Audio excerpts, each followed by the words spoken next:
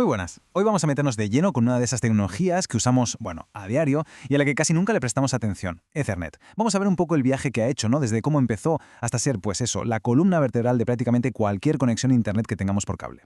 Y es que ese cable, ese conector que parece tan simple, de verdad que esconde una historia de evolución que es fascinante. Aunque hoy nos parezca algo trivial, la tecnología que hay detrás ha tenido que superar un montón de retos para llegar a donde está.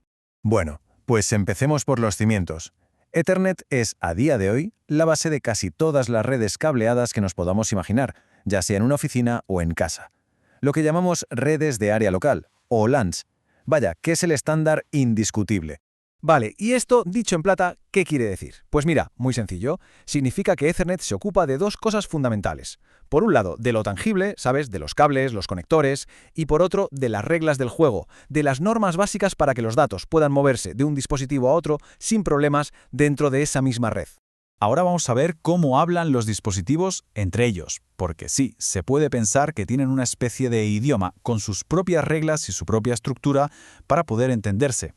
Toda la información que se mueve por la red, da igual que sea un correo, un trocito de un vídeo, todo, absolutamente todo, se mete en paquetitos, en una especie de sobres digitales que llamamos tramas. Y como un sobre de verdad, pues cada trama lleva dentro los datos, pero también, y esto es clave, la dirección de quién lo envía y para quién es. Y aquí es donde la cosa se pone interesante, porque al principio de todo no había un solo estándar, sino que surgieron dos, compitiendo entre ellos, dos maneras un poco distintas de organizar estas tramas. Y claro, esto podría haber sido un caos para la comunicación.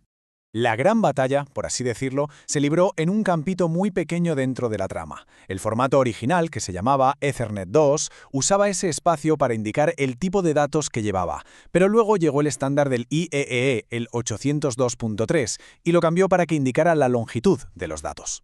A ver, lo importante de esta diferencia es cómo afecta a la eficiencia. La trama Ethernet 2 va al grano. Su campo tipo le dice al dispositivo que recibe: «Oye, que te estoy mandando un paquete de Internet, un IP4, directo». En cambio, la trama IEXI 802.3 es más ambigua. Solo dice: «Te envío 1000 bytes». Y luego, claro, hace falta una capa extra para que el receptor se entere de qué son esos datos. Para el Internet que tenemos hoy, la simplicidad y eficiencia de Ethernet 2 es simplemente imbatible. ¿Y entonces cómo se solucionó este lío? Pues con una de esas ideas que son brillantes por lo simples que son. Verás, los ingenieros se dieron cuenta de una cosa. La cantidad máxima de datos que cabía en una trama era de 1500 bytes. Así que establecieron una regla de oro. Si el número que aparece en ese campo es más grande de 1500, la red sabe que es un campo tipo, o sea, una trama Ethernet I. Si es 1500 o menos, entonces es una longitud de una trama IEEE 802.3. Y ya está, una solución súper elegante que permitió que los dos formatos convivieran, aunque, bueno, con el tiempo, el que se ha quedado con nosotros es Ethernet I. Muy bien, ya hemos entendido el idioma. Ahora vamos a hablar de los aparatos que dirigen la conversación, los que se encargan de gestionar todo el jaleo del tráfico en la red. Este era el problemón de las primeras redes Ethernet. Imagina una habitación enorme con un solo cable al que se conectan todos. Si dos ordenadores intentaban mandar datos a la vez, ¡pum!, colisión. Los datos se mezclaban, se corrompían y había que volver a empezar.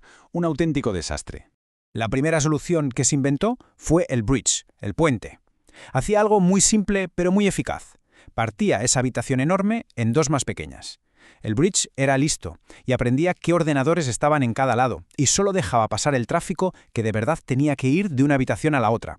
Con esto, el número de colisiones bajó en picado. Y con esa idea llegamos a la solución que usamos hoy en día, el switch. Un switch es básicamente un bridge con esteroides y un montón de puertos. En lugar de dividir la red en dos, lo que hace es crear un caminito privado y exclusivo para cada dispositivo que se conecta a él.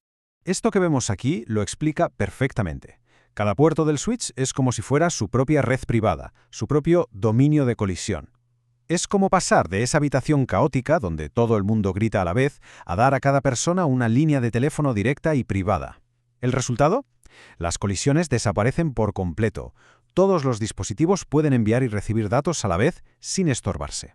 Y es precisamente esta evolución, tanto en cómo se empaquetan los datos como en los cacharros que los gestionan, lo que nos ha traído hasta aquí, a las redes súper rápidas y eficientes que hoy damos por hecho.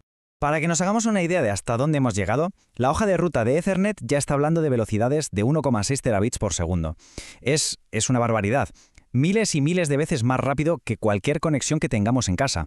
Y todo esto viene impulsado por la enorme necesidad de la inteligencia artificial y los centros de datos. O sea que, para resumir, el cambio de los bridges a los switches no solo solucionó el problema de las colisiones, también hizo que nuestras redes fueran muchísimo más eficientes, porque los datos solo van a donde tienen que ir, y también más seguras, porque limita a quién puede escuchar las conversaciones de los demás. Y con esto terminamos. Es increíble pensar que una tecnología que nació para algo tan sencillo como conectar unos cuantos ordenadores ha sido capaz de reinventarse hasta convertirse en el motor que mueve la inteligencia artificial. La pregunta que se queda en el aire es, ¿y ahora qué? ¿Cuál será el próximo gran reto que Ethernet tendrá que superar?